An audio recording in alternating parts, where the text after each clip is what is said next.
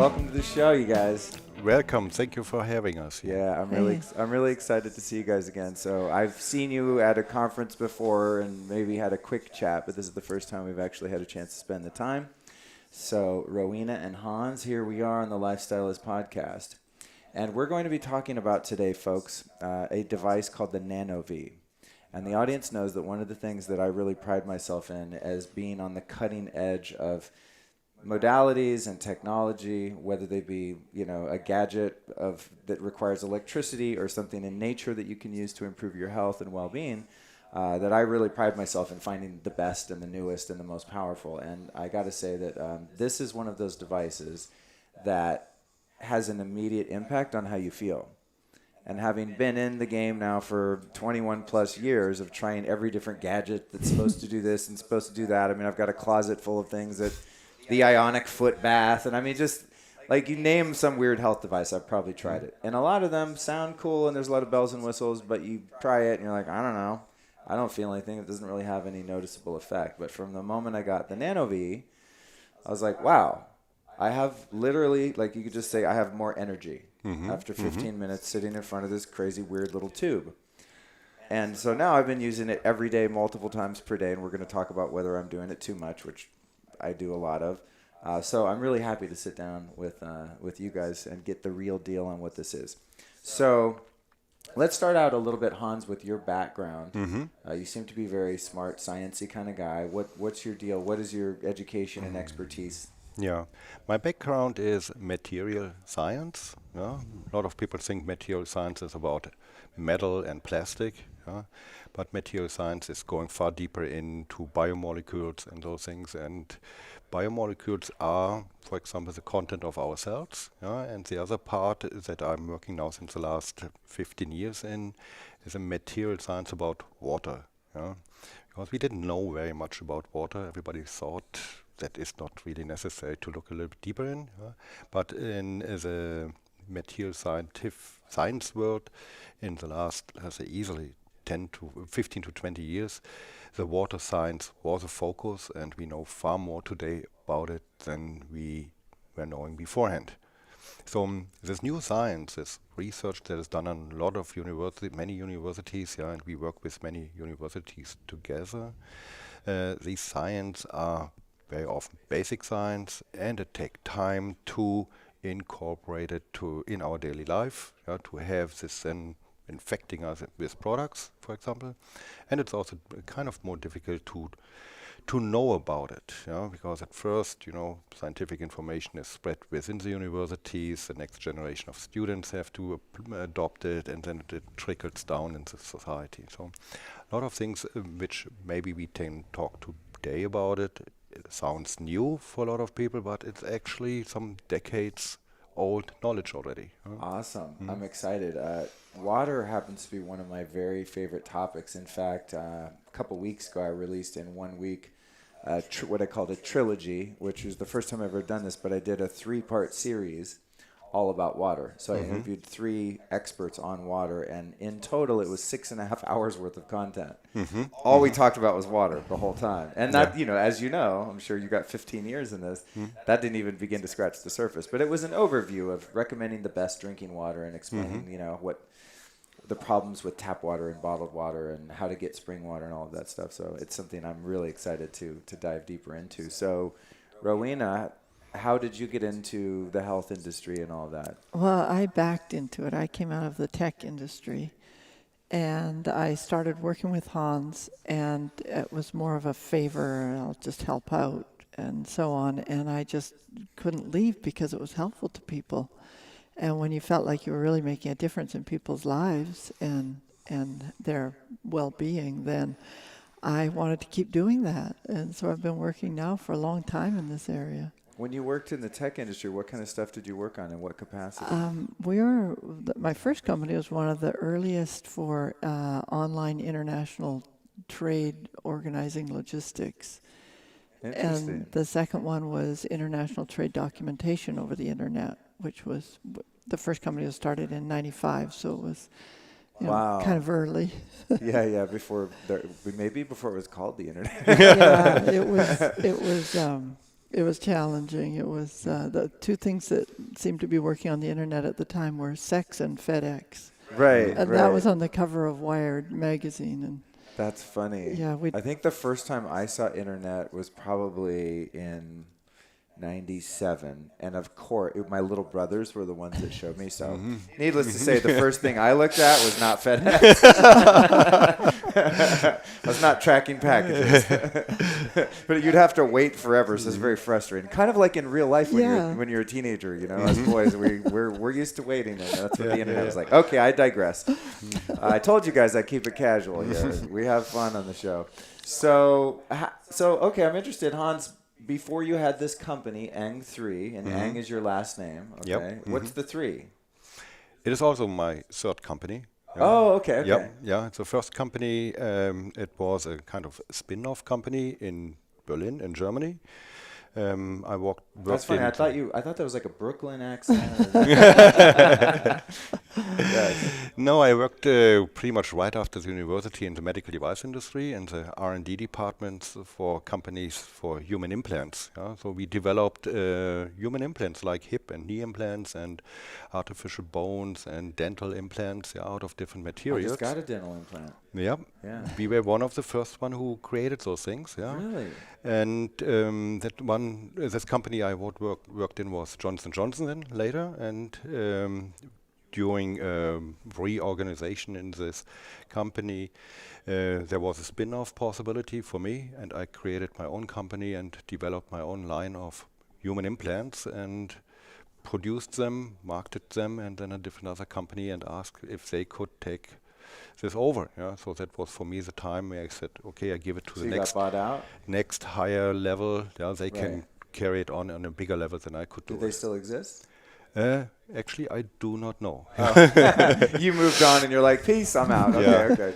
Yeah, That's cool. No because, looking back. Yeah, because during the time at Johnson Johnson, I was not only in the responsibility for the R&D, part of the R&D and for the quality assurance management, I was also doing the FDA registration for these European products, and became very involved in the regulatory affairs worldwide and those okay. things. So That's why before we started recording, you mentioned, your awareness about medical claims you can make and not make. So you must have an intimate understanding of those regulations. yes, Then. yes. So I moved then in the second company. Was not Eng2. It was, all these things had different names. Yeah, yeah. But that was focused on consulting other companies with the regulatory affairs abilities and to bring their products in the FDA, in the FDA markets. Right. FDA is not only required for the US, it's also required for other countries. Oh, okay. So that's interesting. So your path, it's funny when you look back in time like that, isn't it? That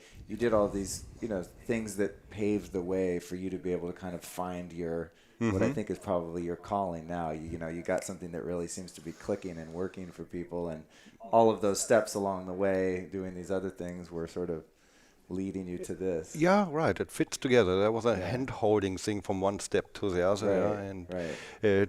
the bigger picture is the big picture. Yeah. And were you, while you were working within those companies in that industry, were you also interested in alternative health and health food and healing and crazy, devices and things like that? Because a lot of them seem to come from Germany. There's a lot of wacky woo-woo sort of health devices over the years I've seen. Oh, what's this thing? Oh, the manual's in German always, It's like Germany, Russia, and then sometimes Japan. Those seems to be the three countries where there's this movement of medical grade devices used to treat illnesses or things like that. We are basically focused on biology to improve, to create a tool that is necessary in certain areas. Yeah, the field that is applying these technologies is over the years always changing. Yeah, I mean, alternative medicine 20 years ago didn't exist, this term, really. Yeah, today we have an industry around it. We are not designing a tool for a specific market, so that feeds into this market. We have a tool that works, is validated, and different markets will take advantages of it. Yeah, so you mentioned now the medical field. Yeah, we have professional sports people. The sports and the performance area is using our technology. Yeah, at the end we have corporate wellness that is using it. Yeah, and corporate wellness is using it probably to improve the productivity of their clients, Yeah, not yeah. necessarily to think that they have a well-being at their desk. Yeah? Right. The group that apply those technologies are always the same. These are humans, Right. and that is designed for the humans. Right. But you personally, were you into health food and all this kind of stuff? Or are you just an average Joe eating pizza and cheeseburgers, drinking Cokes? And have you ever had any health challenges or anything that led you into like, wow, I want to get into something that really supports health? Or Yeah, I was always interested in the health area. Okay. Helping people, seeing what kind of advantage they have, also knowing what sometimes not to do because that would be a disadvantage for the person, Right. was always my fear. Even when I was a young boy, I volunteered in life rescue organizations. I was interested to help people. That's so that was a interesting. good thing to do. And it gives another satisfaction for your work. You It go does. home at the end of the evening and say, hopefully that will help people. That Yeah. will be good. I have that same bug, I have my amp coil over here, this biofeedback PMF thing. I have your device in my hotel room. I have my molecular hydrogen machine, my biomat. I travel with all this stuff because I need it just to perform like I do. I mean, I did 6 interviews yesterday. Yeah. Today I'll do another 6. I mean, I work at a dizzying pace. So it's for myself. But what I really like is I run into someone in the conference and I go, how you doing? They're like, oh man, I didn't get any sleep. Oh, I ate something weird. I have a headache. I'm like, come to my room. And I just love like, I did it with Elliot's girlfriend Bree yesterday. She's like, oh, I didn't get much sleep. I feel run down. I said, all right, come here, come to the room. We sat her on the biomat and I hooked her up to the hydrogen and the NanoVi and all this crazy stuff. And I said, just give me 30 minutes. Just give me 30 minutes, and I want you to just open your mind, open your heart. This is all safe. None of this can hurt you. Just relax. Trust me. And she trusted me. She felt comfortable. And, 30 minutes later, she was a different woman. I mean, she came out of it, and we meditated. That's usually what I do. If somebody knows how to meditate, we'll run all that stuff, and then I say, all right, forget about all this crap now, and let's just meditate and just be with yourself or be with God and allow, these devices to assist your biology in coming back into balance. And it's just... I love seeing the before and after. Because afterward, I'm like, okay, how do you feel? How do you feel? On a 1 to 10, where were you? And she's like a 3, no energy, kind of anxiety, whatever. And then now she's like a 9. Oh my God, I feel reborn. It's like I get so much satisfaction out of that. It's such a fun thing to be able to do. Yeah. This trade show's been really fun for that because it's a hard environment, the air quality and all the noise and the people and so on. I mean, no complaints, but it's kind of an intense environment for a lot of people, and they feel so much better after a session at our booth. And it's kind of nice because you feel like you can sort of reanimate these people and they can go back out and have more fun, learn more. Well, yeah, that's what I'm saying. That's one of the unique things about the NanoVi is it's quantifiable. Like you notice it, especially. And I don't think you're being negative or disparaging against this venue, but I mean, let's face it, like a corporate sort of hotel like this. Yeah. I mean, this lighting is horrendous. The air is recycled. There's no natural light coming in at all. You're enclosed. I mean, it's a very domesticated, unnatural environment. And so I don't care how healthy you are. And these are probably some of the healthiest people in the world at this conference. But still, your biology knows that you've been sequestered from your natural environment and you're now a zoo animal in a cage. Yeah. And so that's, I'm all about like, all right, cool. I want to go to the conference and I know that I'm going to have bad air and probably not optimal food in some cases, bad lighting. Just I'm doing things that are going to make me feel fatigued. So it's cool to be able to do that. So how did you meet Hans? Through a friend that's also from Berlin who used to be my next door neighbor. Oh, interesting. Yeah. And you're from Vancouver? I'm from Vancouver, but I was living in Seattle, as was Hans. Oh, okay. Yes. It's weird. It seems like people in Vancouver and Seattle, it's almost interchangeable. Yeah. And I'm like, it's a different country. How do you guys do that? It's like, people seem to just like jump over. I'm like, you can't do that in Tijuana and San Diego. It's like weird. No, I just, I came to go to University of Washington, and I see. Never left. I see. That's cool. Yeah. Yeah, I interviewed Danielle Laporte yesterday, and she's from Vancouver. Yeah, interesting. A lot of that happening here. And were you into, natural health and things like that when you're working in the tech industry, or did you just kind of get on board when you met Hans and this technology? I was already paying attention to, especially to diet. So I'd always had organic food. I have 2 children, and I'd always paid attention to diet and exercise, and I meditated. but there wasn't sort of David Wolf was around. I remember getting his raw cacao beans and things, in the olden days, but there wasn't so much of that around. Yeah. But I'd say generally I was kind of following that approach. Yeah. Definitely a lot of time out in nature, and also Hans has that in common with me, where he was in the backcountry all the time, hiking in the summer, snowboarding in the winter. He was. You're a snowboarder? Yep. That's great. He was. Those of you watching, you can watch this video on YouTube, and I would never see Hans walking down the street and go, I bet that dude's a great snowboarder. I think so. That's cool. That's cool. I love it. Yeah. All right, so let's dig into. I want to get into the technology a bit, but I really want to unpack the water piece because, as I said, maybe it's because I'm a Scorpio, I don't know, but I'm like literally obsessed with water. It is the most fascinating substance in the world, and so I was into water and looking at the work of Victor Schauberger and different people and kind of getting a greater understanding that this mysterious thing that we think, it's just this liquid thing that you can freeze, but it has three different ways that it can exist, right? It can be solid in the case of ice, it can be a vapor in the case of steam, and then it can be a liquid. And we kind of think like that's what water is, and I think a lot of people just think water is water. The water you get out of the tap's the same water. Maybe we think the only water that's different is water in the ocean because you can't drink it, right? Because of the Right, salt. a little bit salty. Yeah. But I think everyone's just like, water's water, whatever. But I've always known since I started drinking out of springs that when I drink out of a spring, there's something different happening. When you get water out of a high altitude, like a really, there's different varying qualities of spring water, but high altitude, dense rock formation, really hard rock, not, soft limestone stuff, but like granite mountain, and you go 10,000 feet up and you drink water out of that spring, you light up. I mean, it's noticeable. And I was aware of that. And then you go and you buy like a Dasani water at the airport, and it's like, oh, this is not the same thing that I just got on the mountain while I was on that trip, Yep. So I started having this more intimate relationship and studying, guys like David Wolf and Daniel Vitalis and learning, there's this niche of people into spring water. Then years go by and I hear about this guy, Gerald Pollack, and started hearing him on some podcasts and stuff. I've not read his book, The Fourth Phase of Water, which I saw on your table. And then he's saying, hey, people, I've done some research, and there's another phase of water called the fourth phase of water. So, Hans, if you could kind of take us on a summarized version of what you've discovered along the way about water. Oh, yeah.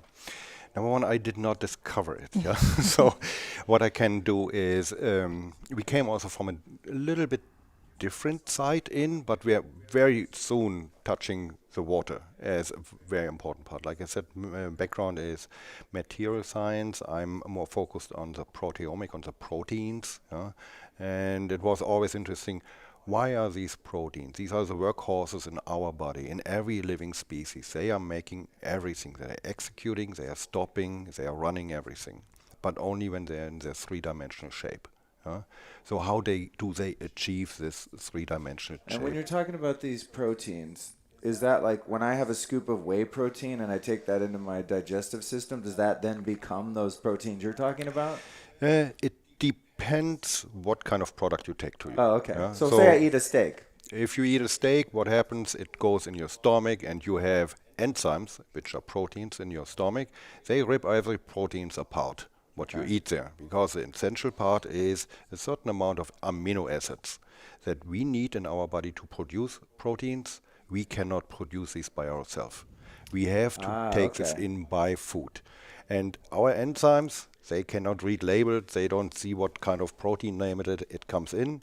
It gets shredded. And only the important part of the amino acids that are necessary for our body are being then distributed all over the body. So they are sending the building blocks for our proteins into the cells. Now they are available there. And during the gene expression... So these proteins are really small because they're able to get into the cell. The amino acids are very small, and proteins are generally very small. When we think we can have several 10,000 of these proteins in one cell. Wow, okay. They I'm are trying to very get a small. I'm very visual, so I'm like creating an infographic in my mind. Like, okay, here's a cell, then how big is one of these little proteins? For 10,000 of those to fit in a cell. You guys, I'm using hand signals here. On YouTube, you see that. But yeah, and that is one of those problems because we don't know anything about it. We do not have technologies, microscope, who can see see these small little pieces. Interesting. Yeah? If you think if is a room we are sitting in here, and think a shipping container is the size of our cell, and you have little tennis balls in there, yeah? And they are floating 1,000 tennis balls around it. There are big distances between the tennis balls, and you have to know with your specific microscope where the thing is to find it. And if you don't know where it is, you will never find it. And that is exactly the problem what we have in identifying those things. We assume that we have 900,000. We know only something about 30,000. So the majority is a black hole for us. Yeah?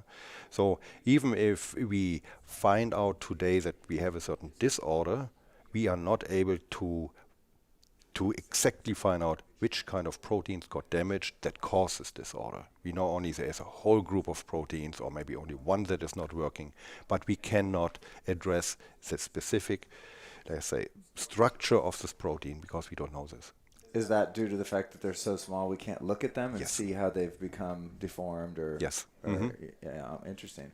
And how do these proteins work in the body? Are they so these amino acids create these proteins, and then they're in your cell, and then your cells through the, and correct me where I'm wrong, I'm just trying to get a grip on this, then through your bloodstream these cells are delivered to all your various organs and everything around your body, and then they're going in and seeing where things need to be repaired and working on. The cells How does that don't really. The cells don't need to really be distributed to the bloodstream. Oh, they have their own cells. That's their own cell structure. So every so tissue. Do the cells, like, okay, the cells in a particular organ, let's just say the cells in my liver that contain 10,000 of these proteins, hopefully.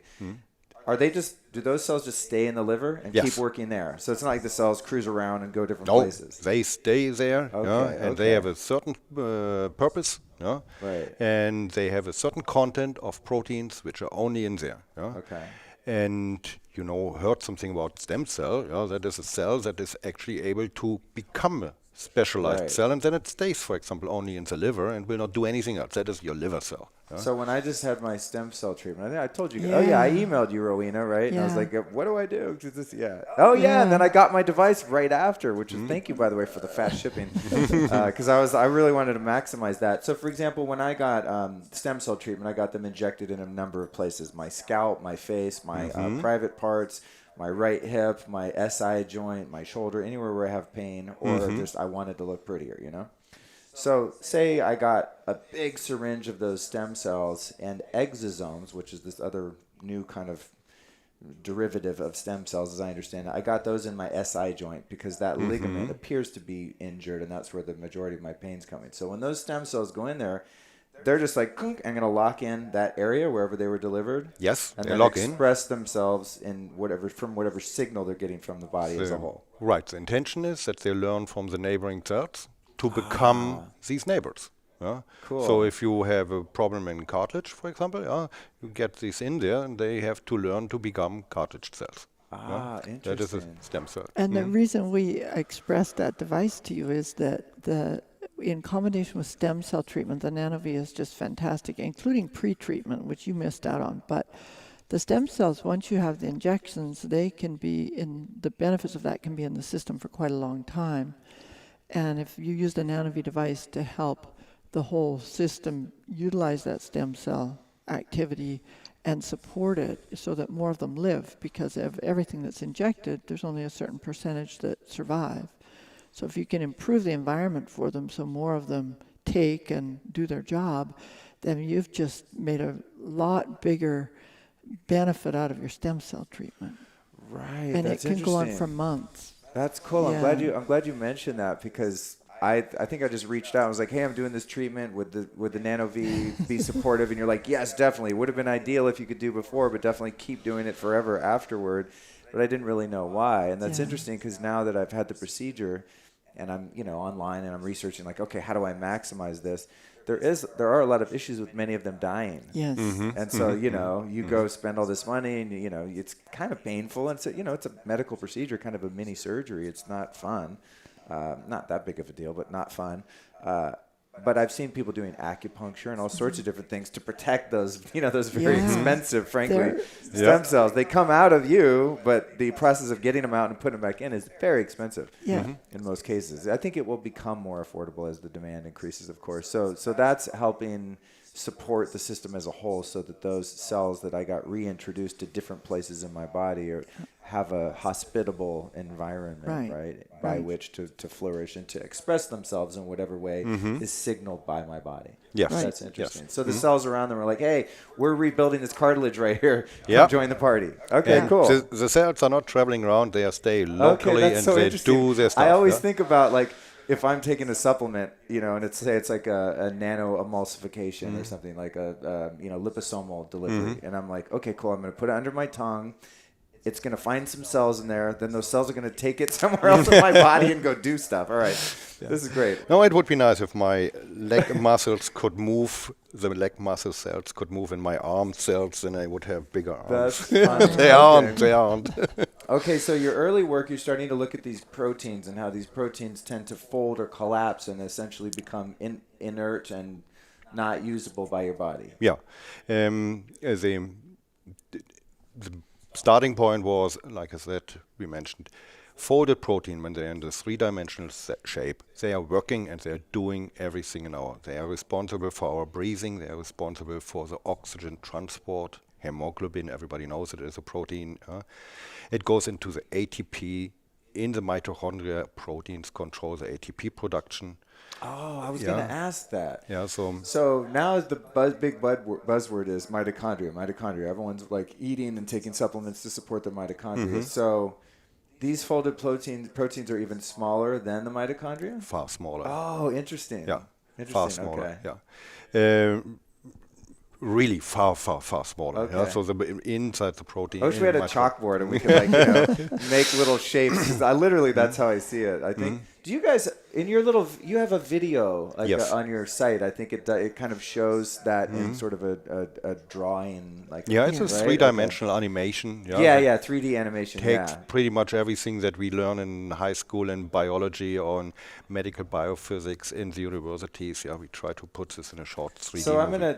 we'll put that in the show notes to go to your homepage. Is it eng3corp.com? Correct. Okay, so ENG, the number 3corp.com, you guys. We'll put it in the show notes, but if you want to check it out, it's a really informative little sort of cartoon 3D animation thing that a kid would understand the mechanism of what's happening. Because when you read about it, to me, I'm like, what? It makes sense, but doesn't make sense. Yeah. So, okay, so carry on. Yeah. So the proteins working when they're three-dimensional. Unfortunately, these guys are getting constantly damaged. Yeah? And they have to be re-establishing this three-dimensional form, and that happens in the cells constantly. Because we are producing so many free radicals per day that would wipe us out easily without any repair in a very short time. Yeah? So these proteins can collapse, fold, and become, Yeah, they collapse. They are a string. Now they are working not anymore. Now they have to get reinstalled again. Yeah? So they can be brought back to life and reanimated, though. Yes, you could say those things. Yeah, Okay. and that is a physical process. It's a thermodynamic process. Yeah, and that was where we're looking in. How is that be triggered? This kind of thermodynamic process, this change of entropy. It's another name, because it is not a chemical reaction. That is a physical reaction. That a physical process that happens very fast. And that is for all the proteins, even for all the unknown proteins, the same process. And the only reason or the only matter that these proteins are connected to is the water, where they are in the cellular water. And then we went deeper into the water science, what is out there, and then suddenly we saw all the water researchers who are working on researching water properties. And suddenly what they found in a very specific area of the research of water properties, and that's more around the Professor Pollack findings and other colleagues of him, that is the formation of the special stage on water's surface. And when the protein is embedded in the water, it creates a surface to the water, the so-called fourth phase. The fourth phase has a higher order because of certain effects to the water. The water has to get a higher order on its surface. And with the unordered protein that is surrounded by the high order, when enough of the high order is around the protein, the entropy change happens. Simply the protein flips forms in its right shape, the order loses its water, yeah, and suddenly it is there and starts to work. So in a sense, the term I use, like reanimating that folded protein that's kind of collapsed and just not doing its job anymore. So when we introduce this fourth phase of water, this ordered water, into the cell, for whatever reason, it's unknown. It's just like the creator made this weird thing happen when that form of water, that fourth phase of water, comes in contact with those folded proteins. It brings them back into the proper shape, Yes. which allows them to go do what they're supposed to do in the body. So there's one little tweak though, is Okay. that when they're not active and functional, they're unfolded, and then Okay. that process of forming the 3D structure is the folding. So they have to become folded. So I got to get the terminology Yeah, a it's little just bit a right. switch. So they're not Okay. folded like collapsed dead on the ground. Okay. No. And so, yeah, then once they fold, they're structured correctly, then they can function correctly. And then who knows what they do, all those interactions.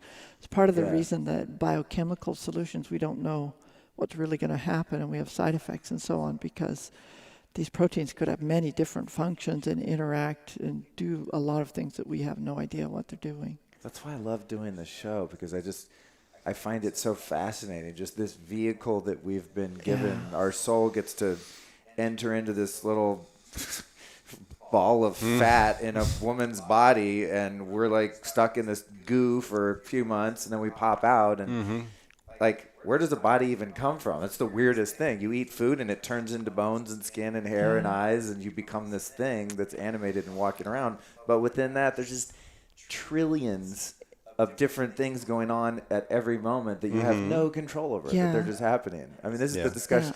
Because to me, science is God. Yeah. Like science, there's no difference in. Science and religion might be opposed in many cases, but science and spirituality to me are one thing. Exactly. And discussing these things for me is actually a spiritual exploration. Yeah.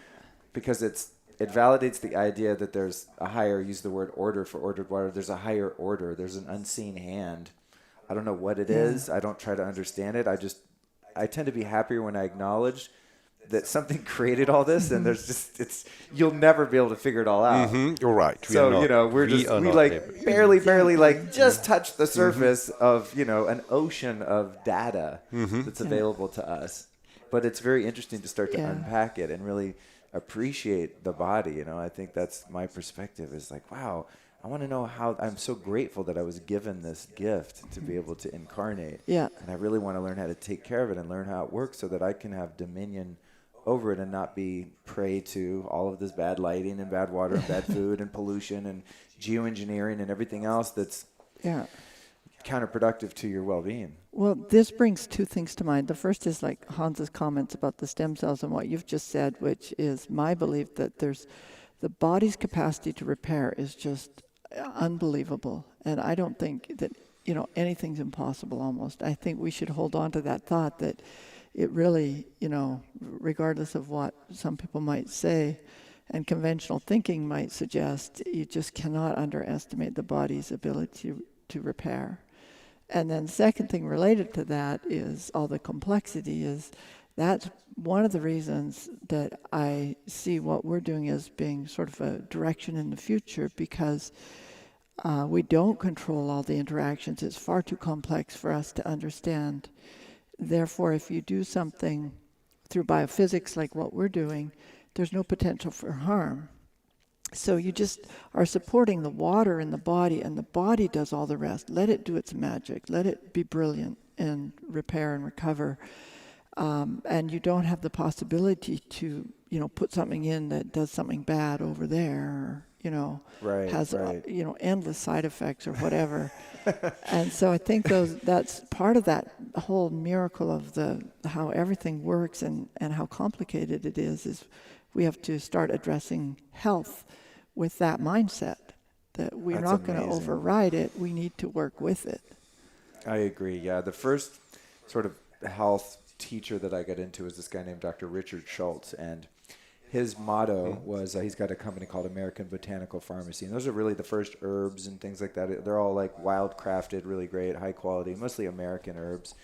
And his whole thing was, if you have a degenerative disease, if you're sick, if you're injured, all you have to do to heal is stop doing whatever it is that made you sick. And the body heals itself. You have to just give the body the resources, the building blocks for what it needs. In this case, this would be, allowing those proteins to express themselves in a way that's regenerative, But I really believe in that perspective, and I can't stand the term incurable disease. I really don't believe in that. No. I don't believe in that, because just to take a knife right now. Don't do this at home, listeners. Cut your arm with a freaking knife, disinfect it. Okay, don't let it get infected. And just, if you could do time-lapse photography for a week and just watch what happens. We're like the freaking Terminator. Reanimation. I mean, where does the new skin comes from? Yeah. Your body's like, oh, we need some more flesh there. Here, we'll just put some there. And it just repairs itself. It's like science fiction. Yeah. And I believe that your whole body can do that. Yeah. If it's given the right tools. And you do not have to wait until you have the disease. Yeah? Right. Start early enough. Yeah, that is why we are here on this conference and have a talk with you. Here's more everything related to prevention. Yeah, do it early enough. Yeah, and back to the damaging cycle. Now, why are these proteins getting damaged in our cells, and we're taking so much strong work on it to repair it? Yeah, because we put demand on our body. Yeah, it is not only demand because I'm running fast and build muscles. Yeah, thinking is a demand. Yeah, we started this interview that the people are getting tired. Yeah, we put a lot of demand every day, 13 hours running, listening, talking, interacting with others. We are running a marathon with our brain. Yeah, we are should not be surprised that we are tired at the evening. Yeah. But whenever we run a marathon in our brain, we are basically have to produce ATP to do this performance, and that means we are producing oxidative stress and free radicals, which are damaging the proteins in this area. Okay. And now we lose the function. So just living life creates what you're calling oxidative stress. Just talking to a bunch of people, noise, traffic, pollution, Just toxins breathing. in the You just have to breathe. That sucks. Yeah. All you have to do is live, and you're killing yourself. Basically, right? It's From the moment you're born, you begin to die, and that's the great irony. And I love to think about it that way, and not get too attached to this one particular incarnation. Yeah. Let's face it, like we're all. People that see me really into the house are like, dude, you're gonna die anyway. What's the big deal? I'm like, I'm not trying to live longer. I'm trying to live better. Yeah. That's Quality. Yes. I'll die tomorrow if that's what, nature has in store for me. That's cool. I hope not. But I just don't want to be one of these old men crossing the street with the hunchback and, this decrepit, being trapped in a human body. And I've had times in my life where I felt like that. Even now I have a lot of pain in my body still. I'm working on it, but it's like, God, it's a pain in the ass, literally, to be in this body, Get me out of here some days. I'm like, God, what is it like when you're just spirit? This is my belief, I wonder what that's like when you're not embodied. It must be pretty cool because nothing hurts. Oh, boring. But then you can't go swimming or, pet a dog or do the things that we enjoy, dancing, things we enjoy doing. Yeah. So let's get back to, I want to dig a little bit deeper into the oxidative stress, because that's, when people ask me about this device or the hydrogen, they go, what does it do? Look, I'm not a sciencey guy.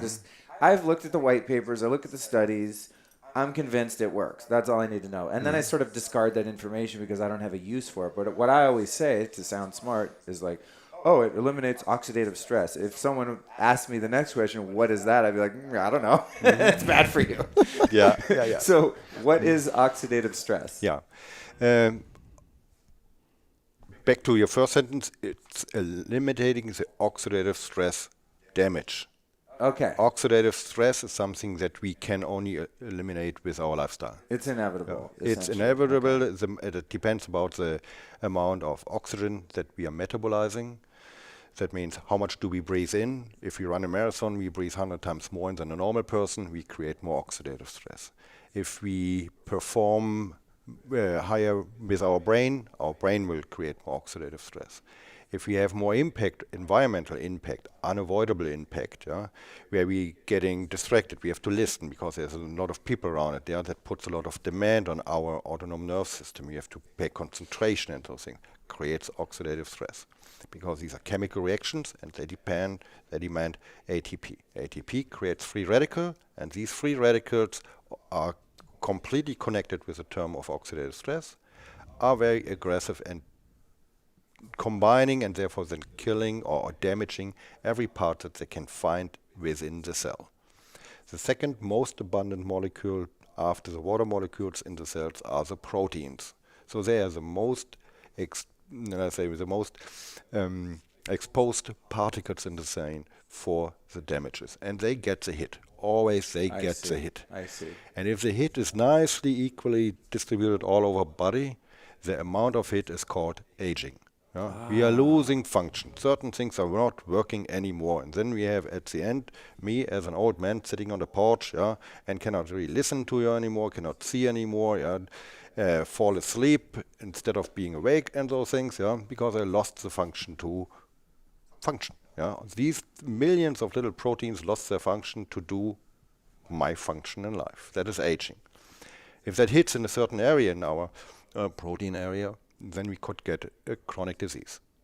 It's nothing else than loss of protein function. Certain things is not controlled how it should be anymore. Let's say inflammation is not turned off. That leads to chronic inflammation. Or the inflammation is not turned on by proteins. That is always done. Then you do not get an inflammation, which is really bad. You cannot heal. So there are a lot of different things which are over the years accumulating the damages. The body learns in the beginning to build this special layer around the proteins, this ordered water, so that they can be reawakened, reinstalled and working. But over the huge amount of damage that we are exposing consciously and unconsciously to our body, we are accumulating more damage. And the reservoir, or not the reservoir, but the amount that the body can create this, special layers of water is limited. We can only create a certain amount, and that is basically why we are aging, and we cannot keep up with the repair. And that is now where the NanoVi technology comes in. We are creating exactly the same kind of layers of water on little water droplets, deliver it to the body in the humidity via the humidity, and add to the body's reservoir. And now protein functions are being hopefully reinstalled, and very often you can recognize it because of things like your concentration is getting better. Your awareness is being, you feel, oh, I'm awake. What you should be during the day. Other people say, oh, I had a great sleep. Right. What you should have when you lay in bed. Right. These are protein-controlled function, your sleep. I mean, the proteins tell you you're horizontal, your hearing is down, your eye recognition has to go down when you lay horizontal down. And when that all is done, then you sleep. During the same time, the parasympathetic system says, now start the digestion. That is a very energy-intensive process. You digest when you in the parasympathetic system. You do not digest when you run a marathon. Then you use your muscles. You look straight forward. You're concentrated in this one. So these are the different things. They are all protein-controlled. And we are trying to reinstall with this technology, help this. Depending on your individual situation, it is possible to recognize it. It is usually, I said usually, always it is measurable if you have the right diagnosis tools, that we have the impact on the body. And then it depends on your already existing state of damages, if we can improve it in a good way, how you want it, or if we only can keep you in the position where you are right now. Yeah, it's interesting when you use the NanoVi. I try to explain. You'd be like, "What does it feel like? What does it do?" Because it looks really cool. I mean, it's like this bubbling little water tank, and this hose. I mean, it's a strange looking device. It looks cool. It looks like kind of a medical grade bong. Sorry, I had to take it there. But people go, "What does it do?" I go, "It does it. It's weird because it gives you energy, but it's not it's not coffee energy. It's not stimulating. Mm-hmm. It's just you actually just feel more like yourself. I guess maybe it sort of feels like you just lay down and rested, and then you kind of get up and you feel it's just refreshing. Mm-hmm. But you just feel like more of yourself. And so one of the main things that I use it for is I keep it in my car when I'm going on any drive, like longer than, the LA traffic. I mean, you can go like freaking 5 miles and it takes you an hour. And I get really fatigued when I drive. I don't know if it's the EMFs or what, but like driving is not my friend, and I do a lot of it. So I drive around with the what is it called, a cannula? Yeah. Nasal cannula. Nasal cannula, and I'm huffing the NanoVi as I cruise around. The other day I went out to Venice and went to the beach. and people look at me weird when I'm in the car. You know, they think I Yeah. have oxygen or something. And I went into the beach to the little parking booth to get my ticket, and she looked in the car. She said, "Oh, sweetie, you should get a handicap placard. You don't have to pay for park. Do you have the placard?" I was like, "No, that's a good idea." That would be unethical, you know, to take the spot of a truly disabled person. But yeah, it's funny. I was like, "Oh yeah, this looks kind of weird." I forget some of the crap that I do is not normal. That's funny. So were you going to say something? Well, no. Actually, I was thinking of something earlier though that Okay. Hans was talking about that. The line of defense is to repair all the damage that gets done, but just to kind of connect the dots for people, the body's first line of defense is the antioxidant defense. And the antioxidants are produced, like the proteins, by the body. And again, we tried to supplement them by taking antioxidants that will then supplement our antioxidant capacity. And so really there's that first phase, the free radicals formed. It could be neutralized by an antioxidant, or it could do damage. And where the NanoVi really shines is cleaning up the damage. And so with the use of the antioxidants, that's how the body mitigates some of the initial damage from oxidative stress, which can be, of course, all the other toxins or bad food or radiation from the sun, all kinds of places Right. that you can get that oxidative damage. That's interesting. Yeah. So connecting those words, the antioxidant is like essentially antioxidation. Exactly. Right. Okay. Exactly. And these are like the rich pigmented foods and coffee and chocolate and blueberries and Right. things like that. Right. Right. Anything that you can put in the cell that a free radical can grab instead of a protein is an antioxidant. Oh, okay. Okay. Interesting. Yeah. Interesting. Give them enough scavenger molecules that hopefully will protect to get damage That's to cool. good I'm guys. starting to get a sense for that. So I know that the hydrogen is obviously not your area of expertise, but I've been really into the molecular hydrogen, and I did an interview about that. I mean, like an hour and a half just about hydrogen. We really geeked out with Tyler LeBaron. For those of you that want to go back in the feed, I forget the number. Just Google Luke Story hydrogen, and we'll put it in the show notes. But it was fascinating. So I got one of these devices. First, I started taking the tablets, and they are effervescent. You put them in water. They make like 13 parts. Vital Reaction is the brand that I like. Makes 13 parts per million of hydrogen gas suspended in water. And it maintains that concentration for up to 30 minutes. I drink it within the first 5 minutes, and it's like, whoa. Just thinking gets clearer. Brain fog goes down. It's noticeable. And then I got the inhaler. And you get on that thing for 15, it depends on mine's 7%, which is the highest one they sell, because it becomes flammable when you get higher. And I don't care. I'm like, I'd be willing to take the hit. I'm like, give me the 20%. I don't care about fire. But after you get on that thing, I mean, it's different than the NanoVi. It's like, it makes your mind really sharp. And then it makes your vision very clear. Because I get a little blurry far away, a little myopia going on, And all of a sudden, I'm like, wait, I can read that book across my living room on the shelf that I can never read after a hydrogen thing. And then later on, it goes back to illegible. Colors become brighter. It's a very interesting, subtle, but interesting experience. And I have to try it. Yeah, it's cool. I have one in my room. And There I have we go. I have There. I could bring it out to your booth if you want. I mean, I guess it's kind of competition. Maybe you want to come to No. my room. Yeah. That is the other good thing. We do not have competition. Okay, yeah, I guess it's a totally different device. I'm just like, if you're selling a device, you don't want people to go, what's that thing? I want that. We can bring it up here. But as I understand the hydrogen's mechanism of action is it's this extremely powerful antioxidant. Right. And it's scavenging free radicals, like, a zillion times a bowl of blueberries or whatever. Yeah, that is good. And it's also a As really long- tiny molecule. When you look Right. at a hydrogen molecule compared to another antioxidant like CoQ10 or vitamin C or something like that, I mean, they're huge.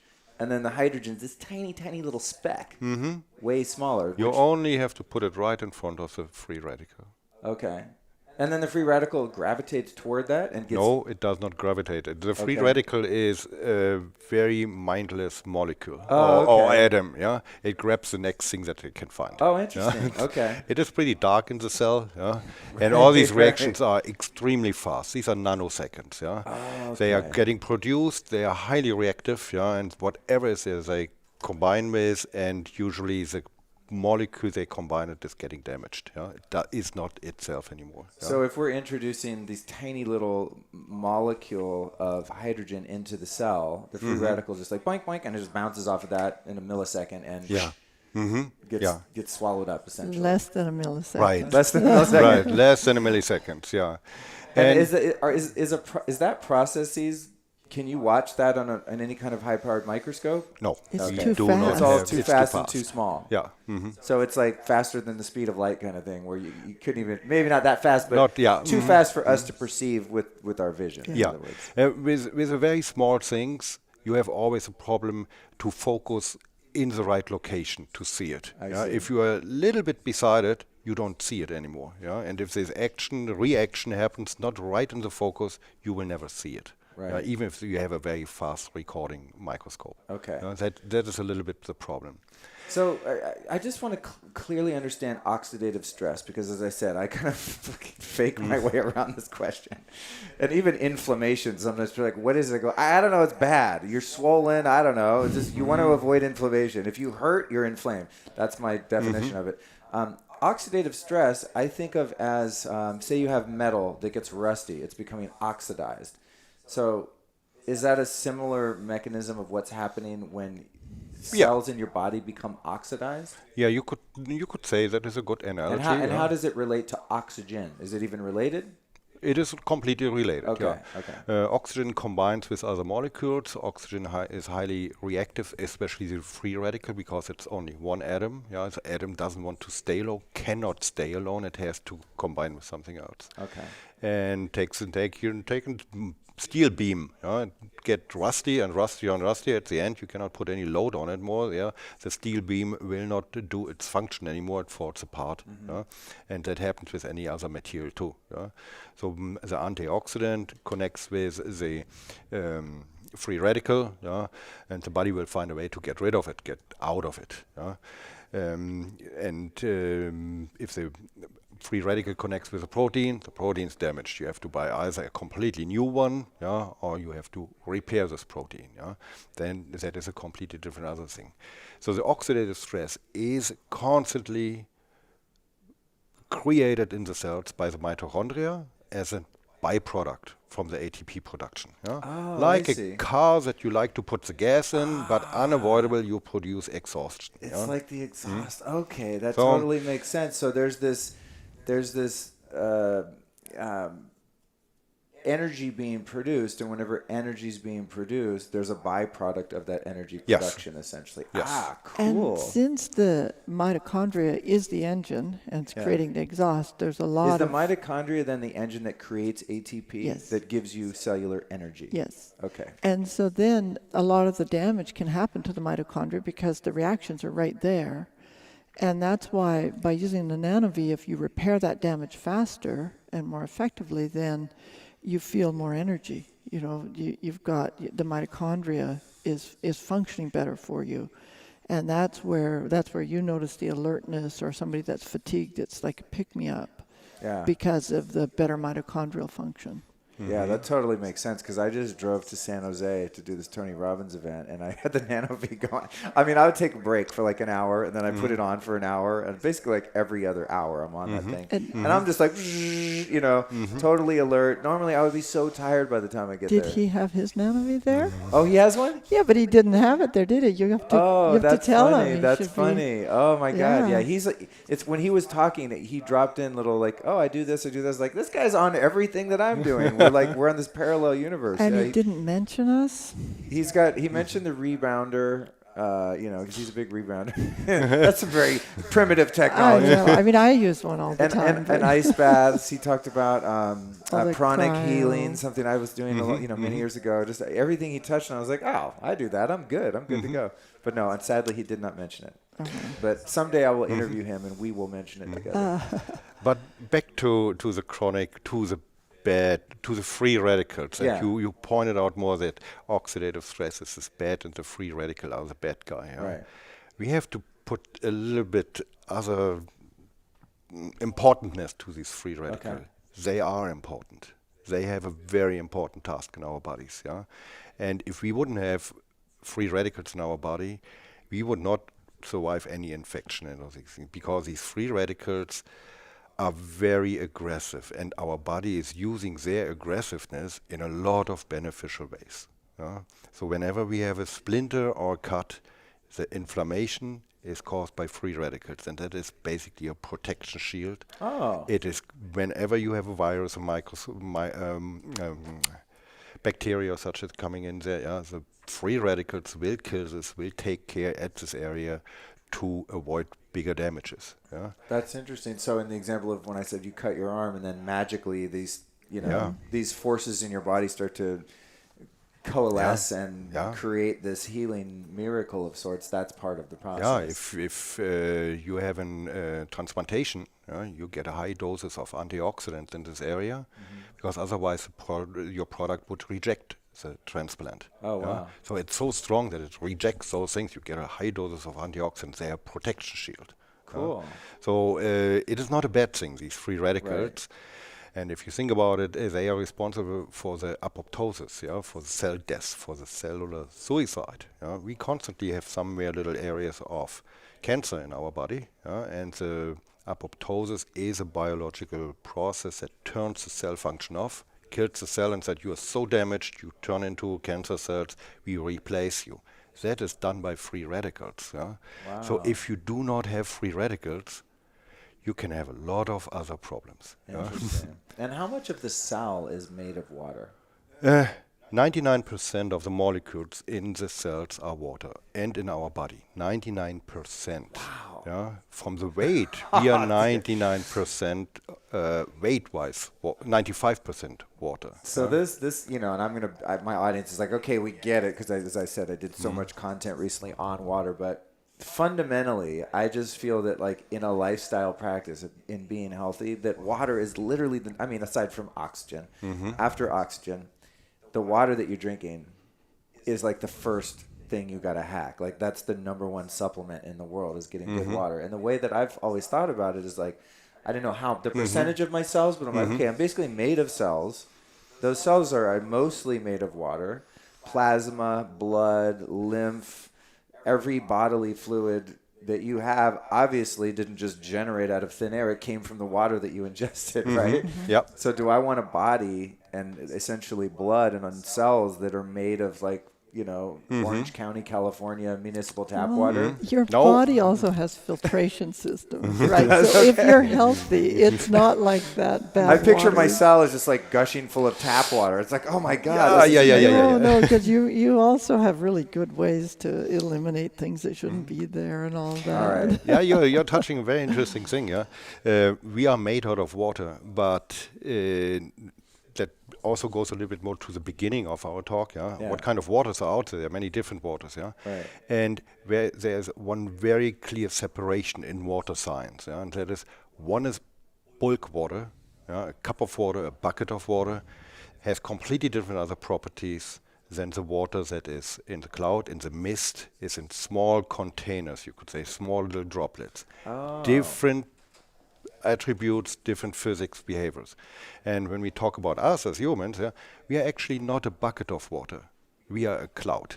Our cells are little containers, and we are similar. We have to apply the knowledge that we have about clouds a little bit more to us. Wow, because I'm looking at us as a walking fish tank. Right? Yeah, so most of the people do this, So you're saying maybe, or another word for clouds, are we in a sense like an encased steam room, like a walking steam room? Depends on the heat you are in. Okay. How hot are you, Luke? Okay, right. Okay. So we'll go with cloud, okay? Yeah. He's turning red. It's funny, yeah. Wow, no, this is cool stuff. So back to the water science, not that we are running out of water. We are not interested with our concentration in the science, what is water doing in a bigger container. And very often we see overlapping terminologies, but that is only because we do not have enough different terminologies. Right. We are talking about structured water. The structured water that we talk, for example, in a glass of water is something completely different what we are doing. Right. We are concentrated only what is going on the surface, on the so-called exclusion zone, on the surface of water. So the surface in the cell is not only the surface that is around the cell, that is all the surface to the components within the cell. So every protein in the cell has a surface to the water. Yeah? And the interaction of these surfaces, that is what we implement in our knowledge to create this product, what we implemented in the patent for this product, so that we can utilize this one and then hopefully to deliver the humidity to the cloud that we are to have then the benefit from it. Right. And as you were explaining to me yesterday, because I was like, okay, so I'm breathing in this very fine mist, which is interesting because it's not even wet. It's not like a Right. Yeah, I mean, it feels dry when you breathe in the NanoVi, water vapor. But I was saying, so it goes in your nose through your mucous membrane and then gets into your blood, and you're like, no, it doesn't go into your blood. It just becomes the water of your body because your body's just full of water, and it just joins the rest of the water. Is that how it works? Yes. We only have to transfer this kind of properties of the water to the property of your body. Yeah. Your blood is water, basically, red water. Yeah. Mainly made of water molecules, your blood. Right. Yeah? Right. There are a couple particles in there, they reflect the light in a situation that it looks red. That's the only thing. But basically the component is blood. With some more components in there that we can measure for blood analysis. Right. But the majority is still blood. So it will get affected. And the components which are in the blood are being affected through our treatment. How does pH affect easy water? Does it have a specific pH, or does it depend on the root water? It depends on the root water. Yeah, you cannot really say that has a specific pH. Yeah, it depends. That is more. Say you change from the source water into a different water that is on the surface into the EZ exclusion zone water. Yeah? So EZ doesn't mean light or simple. EZ means exclusion zone. Yeah. The letters E and Z. Yes. Yeah, and that has a different pH value than the source water. Oh, okay. It has a different polarity. It's negative. It has a different density. It has a different spectral analysis. Yeah, it has a different absorption rate. So you can really make the analytics if you have easy water in front of you or not. Yeah? And that is something awesome. We don't only have a patent for it, we also tested at every stage in this one. Yeah? And we have a proof that out of our device comes the easy water, or better, the humidity containers, the little humidity droplets with easy water around it. Yeah? Right. So that should be always measurable, such a claim. And so you patented the device that creates that very specific form of water. Do you foresee any point in the future, and would this even be good, to use that technology to make a jar of water that you could drink that's all easy water? No. Again, it's a different thing. The jar of water is something different than we are. Yeah? Okay. And the easy water builds on its surfaces. Okay. So it doesn't matter how big the container is, it matters only how big is the so whole thing. Just in theory, say I have a glass of exclusion zone water, the bulk of that body of water within the glass is just whatever water it is, but the surface of it is the easy water. Yes. So that's why you can't make like a jug of easy water, because it would still only be the surface. Right. Be the cloud, Lou. Be the cloud. Be the cloud. Okay. I have this fantasy that I can find easy water out of the spring in the Himalayas, and it'll be the fountain of youth. No. The other thing is, easy water can only exist if the other normal water is there. You cannot harvest easy water. So in a sense, you can't exclude exclusion zone water. No, that is not possible. You can't make easy water. No. You cannot create easy water, scrap it off the surface, and put it in a bottle. That's not possible. Yeah? And as Gerald Pollack describes it, this exclusion zone water, this fourth phase, he describes it as a gel. How does that work? Yeah. The exclusion zone water is created through an energy transfer into the water. One of those possibilities, the most known and common possibilities, is a very specific electromagnetic energy. It has to be absorbable by the water. What happens is the electromagnetic energy hits a water molecule. The water molecule starts to vibrate, and the neighboring water molecules are connected through the hydrogen bonds, yeah, like a little spider network, yeah. And when you hit on one end of the network, yeah, the entire spider web starts to vibrate. So in this vibration, like shoulder and shoulder hitting a little bit, yeah, goes to the surface, to the border, to the edge of the water container or the water vessel. And the molecules there, they cannot move. They don't have a neighbor. Yeah? The only possibility what they have is to move closer together. And they change their order. Yeah? They get in a higher order. They are now staying better side by side. Yeah? I see. So that's where the term side. ordered water comes from. Right. It's literally like they have an order. They're not just randomly right. They're much yeah. closer. Yeah. Oh, wow. And that leads to denser water. Now you have a gel. Okay. Okay. Right. Because they're ordered and closer together and creating They're more packed density. in there. Yeah, they are packed in there. But also this order, this denser order, creates a lot of other property changes. Right. Yeah, and you know this from other material heat treatments. You can change material properties. Yeah? Right. And that is what the water is doing when it is exposed to certain electromagnetic energies. Yeah? It changes its property. And that is why we live, because water has the ability to absorb this energy, do something to the surface that will affect the proteins. Yeah?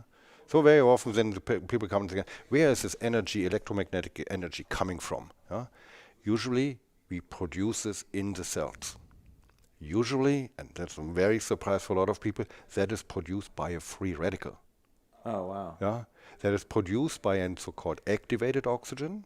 Oxygen doesn't want to be activated. It has to emit its fingerprint of the electromagnetic signal, and that is an absorbable, for water, absorbable electromagnetic energy. Yeah?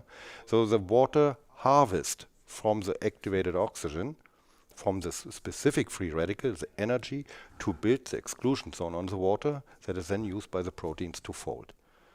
Wow. No chemical reaction. That is all pure physics. When you were starting that's the interesting thing about this technology too. Is it's not a supplement. It's not like creating something different, introducing something foreign to the body, right? It's something that the body has going on anyway, right? When you were coming up with this technology and you were having your Edison, experience of doing different iterations and prototypes, how much trial and error was involved when you had the idea, like, oh, hey, maybe I could find a way to introduce this substance into the body to support health. How long did it take? How difficult was it? How many frustrating fails did you have where you spent a bunch of money making a prototype and it didn't do the thing? And as an inventor, kind of perspective, we are working since 10 years on. We started 10 years ago with it. Yeah. 15 years before, there were so many things out there already in other areas where they recognized things. What happens to it when they experiment with activated oxygen in certain areas. Even in certain kind of chemotherapy treatments, they recognize that, wow, there happen some very beneficial things on the site. What has it to do? And they drilled a deeper hole and they found out the activated oxygen has something very beneficial there. What is the mechanisms behind it? And so I try to be as broad, having things on the radar, put things together, understand this pattern, what is going on there. That then led me to the water science. And then you read the books, you get the education, you get together with the scientists, you meet Professor Pollack and all these other colleagues. You find out what are these basic building blocks in it, and then you put it together. For us, it was not important to do the scientific part. That is done at the universities. We are more the part to turn this into a handable, usable, easy affordable product that fulfills the requirement with those things. We are an FDA registered product that fulfills the requirement, easy use, and hopefully then can be available for a lot of people. So we are more in than doing clinical studies, showing the impact before and after, doing placebo-controlled studies. That is far more the work than finding out if I'm on the right path. If I have to start and something is not known that is the right path, then it's too early to do this. So we simply took the science that is out there, that is validated by many other universities, for example, and we applied in the technology. The application in the to apply it in technology, that is then the harder part. Find the right components. 20 years ago, it was not possible to have those technologies because the components that are today available on the markets were not available during this time. Yeah? So that is a lot of things. So we only have products today because we have the components available. We can dream about products, but the components are not there to build those products. Yeah. So you mentioned the accessibility and affordability, and this would be, in terms of medical devices, affordable if I had a clinic or something like that. Like I'm investing in all sorts of machines that are $50,000, $150,000 and things like that. So a device that runs, like you guys are between like $5,000 and $12,000 or something like that? Yeah, 5 and 13. 5 up to 13. And that, as for a medical device, if I have a clinic or something like that, it's just cool. I'm investing and I'm going to charge people per use, right? So cool. My ROI is good, but for someone who wants to who has some physical issues that they're trying to overcome, or someone like myself, I don't really have any particular issues, but I just want to make sure that I don't get them, as you said earlier.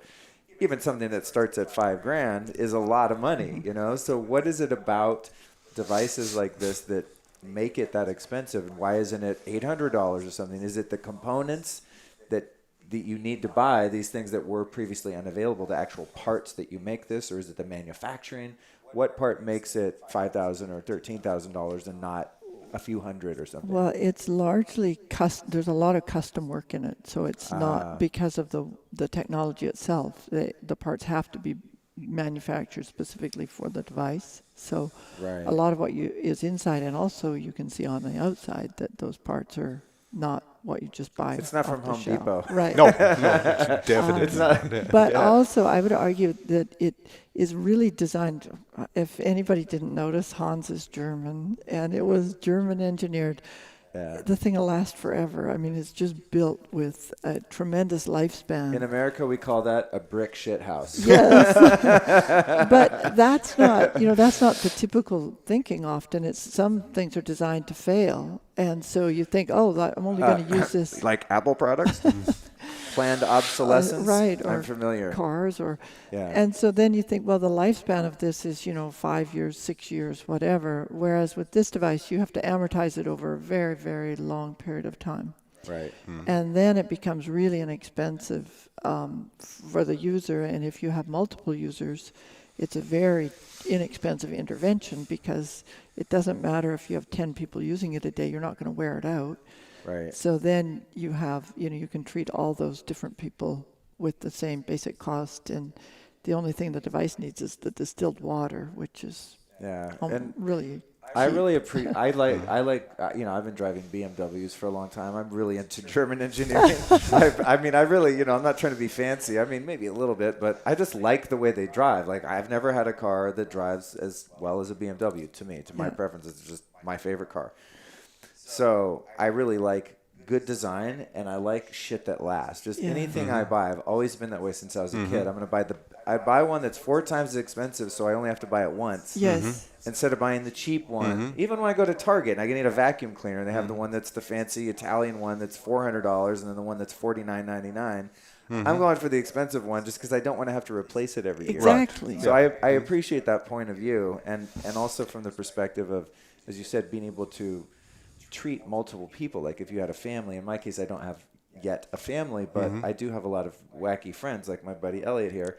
And since I've gotten a hold of more of these devices over the past couple of years, since I've had the podcast and stuff, because it's sort of part of my business now, my house is full of people all the time now. I'm like, well, it's funny. All of a sudden I have all these friends, but it's really wonderful to be able to have them come over, and I don't feel like, oh man, I don't know, can I use your NanoVi? I'm like, I might only have a few uses left before it falls apart. Like I get the sense that, I can have 100 people in there a day. Like, we're fine. Don't worry about it. Yeah, and you use it while you're on the road. Yeah, you're not the only one. Yeah, the thing is designed.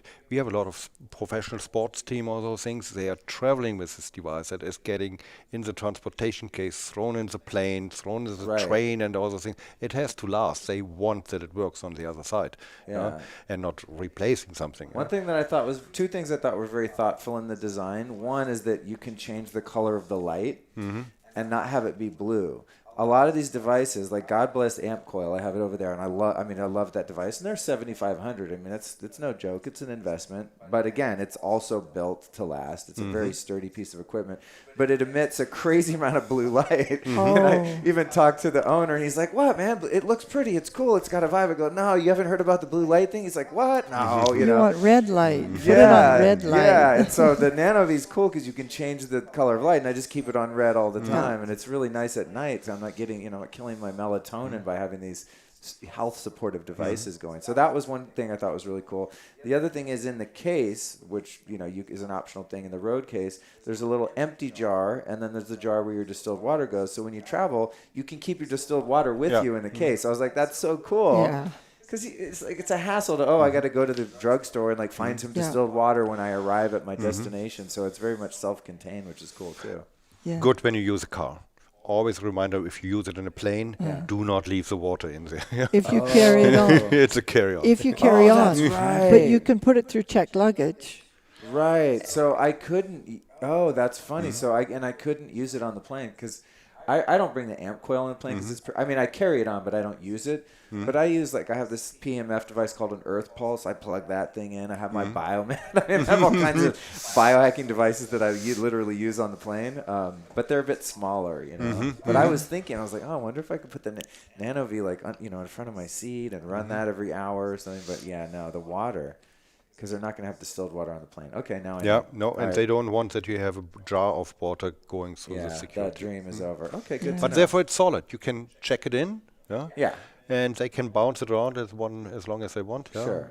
And you will have really, you can check it in and they can throw it around like that. And it'll be fine. It's solid built. Yeah. Wow. Okay. Like you I'm said. gonna be nervous to do that. I've never checked in the amp coil, and it's the same kind of Pelican case, all padded, very sturdy. But I'm like, I see those guys when you look out the window, and they're like. Just chucking the bags on the conveyor belt. We've never had one damaged on the plane, Cool. but it's not that it couldn't be. And a lot of people are like, no, I'm just keeping it with me. And then they just put a good sturdy container of distilled water in their luggage. Sure. And so you have it at the other end because you don't want to go shopping for distilled water. Yeah, exactly. All right, so it has to be sturdy. Yeah? We are producing these devices in Seattle, and we are shipping it all over the world. Yeah? Right. So when we send it with whatever transportation company to Europe, they are not. They don't care what is in there. Yeah? It is your chest high. They drop it. Yeah? Right. And it has to survive to the other side. Right. Yeah? Before we come, we're about out of time, but before we come to a close, I'd like to hear about if you could kind of briefly summarize some of the studies that have been done and the results of whatever studies have been done, what that looks like before and after, and then also some of the typical people that are using this device. You mentioned some professional sports teams. I know some race car drivers are using it. So give me some of the background on who's using it and what's come about in the studies. Sure. Well, the studies, one thing we talked about earlier was inflammation. Yeah. And I have to make a case for the good inflammation, which Hans mentioned is what keeps you alive. Right. So there's good inflammation, the acute or productive inflammation, and there's also the chronic inflammation, which is very bad, and you want to get rid of that. And we've had the acute inflammation studied and shown that that the immune system's upregulated by the device. And the study was done in a crossover, double-blind, placebo-controlled study. So the same athlete was tested with or without the NanoVi, and they could show that it was improving, and there was only one NanoVi session that was studied, and it was a difference in various blood components that are markers for the immune system. It was between 10 and 17% improvement in those inflammatory markers. So basically, That's crazy. those athletes were kicking in a much stronger immune response than when the same athlete did the same exertion test without the NanoVi. That's insane, because typically to get a result like that, you'd think that you'd have to use whatever modality for a long period of time, multiple uses, to achieve that result. Wow. Correct. And so that was a very big one. And the blood lactate was 17% less blood lactate in the athletes. Is that lactic acid, the thing that makes you sore? Yes. Oh, interesting. And then, so those were the kind of their university studies, and they're done double-blind placebo control, which is very important. Do you guys, as owners of the company, do you have to fund those studies yourself? We actually don't have to. We've had them studied. There's Oh, cool. enough interest in it. So our studies are actually independent in that they're not producing what we pay them to produce. Yeah, well, that's good because It's very good. that adds to the validity of the studies. If you're yeah. not like, hey, yeah, here's a couple bucks under the table, give us the result we want. Exactly, Which which goes is on a lot kind in of big, suspect. in big pharma. You're like, Yeah. It's like the town sheriff is often the town bank robber. Right. It's like, wait a minute, And then the other work we really like is on DNA, because the double-strand DNA breaks are hard to repair. The DNA can't replicate from the other strand if they're both broken. And we've had that studied both. In one case, it was a person with cancer going through radiation, which is very, very good at breaking the DNA. And the other was done on athletes, which endurance athletes will do double-strand DNA damage. And it was significantly improved by the use of the NanoVi device. And so with the athletes, it was a week-long endurance training with and a week-long endurance training without the NanoVi, where they could compare the results. And it was an average of about 25% less of these double-strand breaks in the athletes. Holy crap. And That's a lot. Yeah. I mean, you get like 3-5%. That's nice. Yeah. That's cool. I mean, that's noteworthy and impressive Yeah. and would indicate, yeah, cool, I'm going to buy one of these for my Yeah. team. But that's huge. And that was like a week's training with it. Crazy. And then the other one was in vitro, which is also nice because there's no placebo. When you have the cells in a petri dish, they don't have a placebo effect. They don't have consciousness. Exactly. Or at least we think they don't. We And- think of it. yeah. yeah. Those little guys were irradiated intentionally to damage them, and just coincidentally exactly the same radiation that's used in cancer. And they are cancer therapy, I should say. And then they were treated both either before or after with the NanoVi. And in either case, there was less double-strand DNA damage than Wow. than From if the they weren't exposure to treated. the radiation. Correct. Interesting. So that would indicate to me, and I'm not making a medical claim, and I know you aren't. I know the rules are tight on this, but to me, because I actually had someone in my Facebook group, by the way, listeners, I have a private Facebook group for listeners of the show called the Lifestyles Podcast. Search it in Facebook and join. One of the questions in there recently was, I'm going through chemotherapy. Does anyone have any suggestions on how to sort of combat the damage that the chemotherapy is doing to my body? Well, there's a lot of people that just need to regain their energy after they've been through these different therapies. And so we do have a lot of experience with that. And if they're doing it at the same time as the therapy, it has to be coordinated medically. Okay, I see. Because if they're trying to bring the system down, you shouldn't be restoring it at the same time. You want to restore after. I'm glad you mentioned that, because I was about to jump back in Facebook, go get an NanoVi. Oh, yeah. And then do it, in conjunction. Do Okay, it constantly. That's But good, yeah. the doctors will tell you that too, that you don't want to be taking, trying to boost the system up on the same days as you're doing those therapies. And so those are some pretty impressive studies. Who are some of the other users, and why are the professional race car drivers using the device? They're awesome because they're biohackers. Right. So they're racing these hot Porsches, and they have a race today. I haven't been able to check the results. It's kind of driving me crazy because I've become a fan. Right, because you're like, we want to see the NanoVi powered team win or whatever. And there's even a little Eng3 on the car. Oh, no way. Yeah. Oh, that's cool. But they're driving the Nürburgring, and it is the longest racetrack, and it's considered, most people consider it the most dangerous race car track in the world. It's through hairpin curves and all over, and they're in these Porsches. And so their concentration is everything. They make, life-affecting decisions, something like, 50 a minute or something, really fast. So when they get in the car, they want to be absolutely peak performance. And so they're biohacking. I love it. They're doing a range of things, just like you would. And so before each driver, they cycle drivers, before each driver gets in the car, they want to be peak, and they include the NanoVi to make that happen. That's cool. Yeah. Wow. Yeah, and one thing also is worth noting when it comes to the different prices of the devices too is that, as I understand it, it gets more expensive the shorter treatment time you want, right? But essentially, the lower price model is the same. It's the same technology. It's Same just technology. You can Yeah. like in the 5,000 one and the entry level one. How long is a session? It's an hour.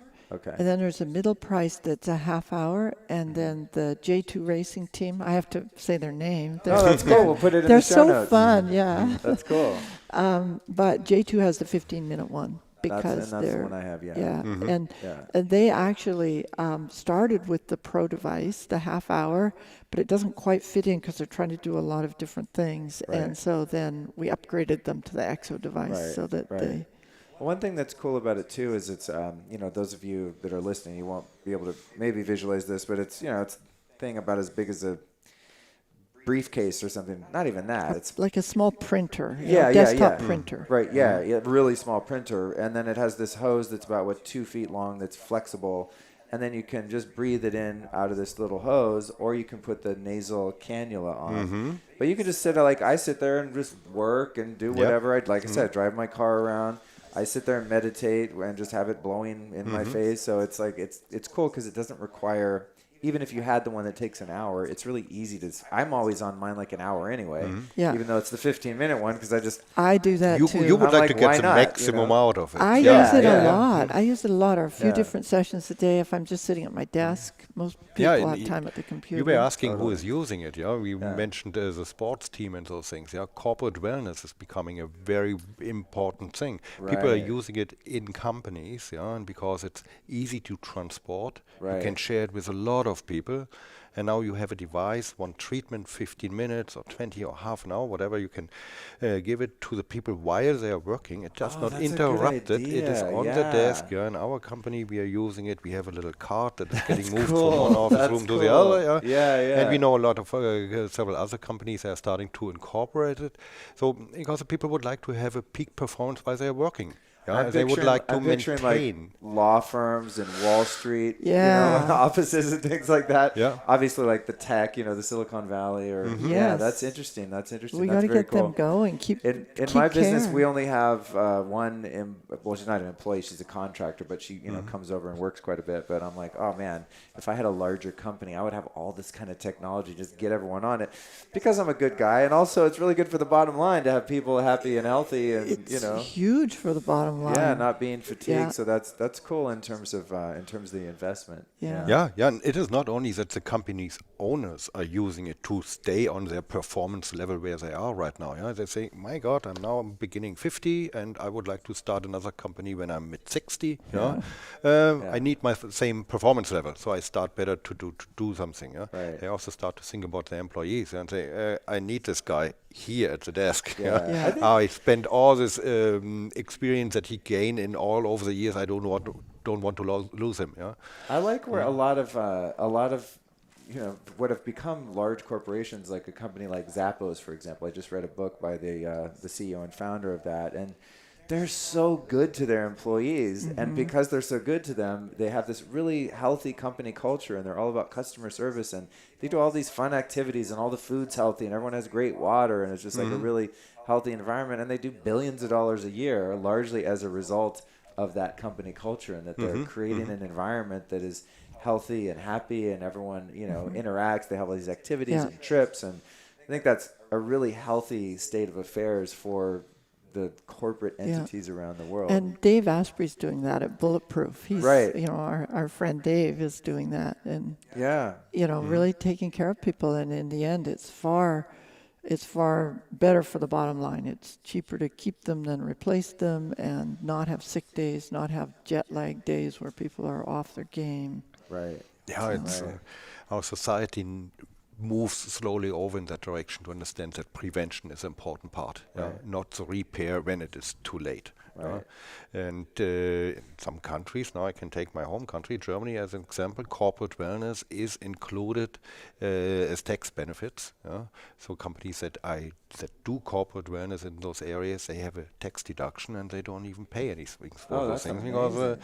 they get it refunded. Yeah, but in the entire picture of the society, it saves a lot of money if you do it right there. Keep the people healthy and It saves everyone money except whom? Big Pharma.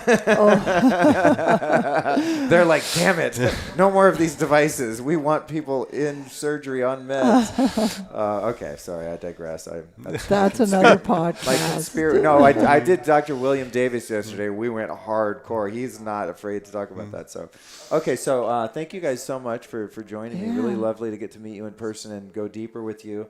You've taught me a lot about biology, about this device, about all of this stuff, and my mind is swimming with new ideas. It's very fascinating. So, who have been 3 of each of your teachers in any field or teachings that have benefited you in your life that you might recommend our listeners go check out for themselves? Teachers are important person. Anyone, Okay. yeah. Ideally, someone that they can go look up and we can put in the show notes. So if you learned, about your area of expertise from someone, further upstream from yourself, so to speak, like who are your gurus, Yeah, okay, my guru you cannot put up in your show is my mother. She says, stay focused, concentrated, do not give up, put patience and endurance in whatever you do. Awesome. I'll give you, that can count as one. It's okay. A lot of people actually do that. They're like, oh, my grandfather, my mother, something. I mean, some people are like Jesus Christ, so I'm not swearing. I'm saying they literally say, Jesus is my teacher. That is someone you could go Google and learn from, clearly.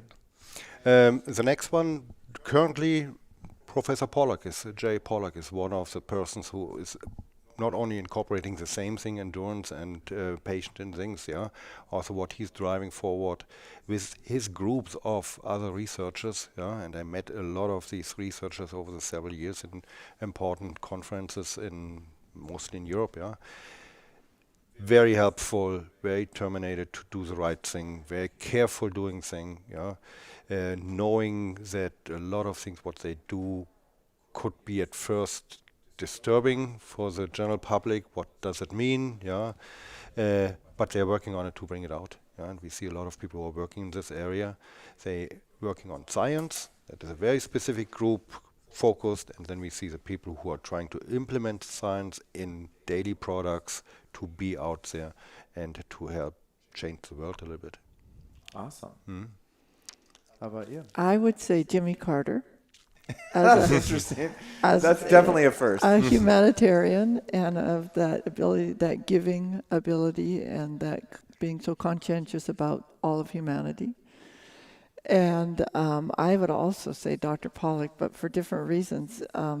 He's just a wonderful person, and his whole presence, and that combined with his scientific contributions is, to me, he's just sort of, I really love to see him, and a little conversation with him goes a long way. And then I think I should pass on my third one because I have so many that would be different equivalents. That's fine. I'll let you get away with that. And finally, we mentioned your website. Where can people find you on social media, websites, all that stuff? Our Instagram is Eng3Corp, and then the URL for the website you mentioned earlier, eng3corp.com. And we're on, LinkedIn, there's a bit, but really and then Facebook is also Eng3Corp. It's easy to find if you search for Eng3 in Facebook. We'll put that in the show notes. And listeners, as always, I want to remind you guys that if you want the show notes for this show and you want all of these links for every book and resource that we talk about, you can go to lukestory.com/newsletter, enter your name and email. And every week I promise to send you the announcements for every podcast, including the very extensive show notes with all the links included. Wow. So don't forget to do that. lukestory.com/newsletter. Thank you, Rowena. Thank you, Hans. It's been a pleasure to get to know you today, and enjoy the rest of your conference here at the Longevity Now Conference in Anaheim, California. Thank you, Luke. It's been great. Thank you.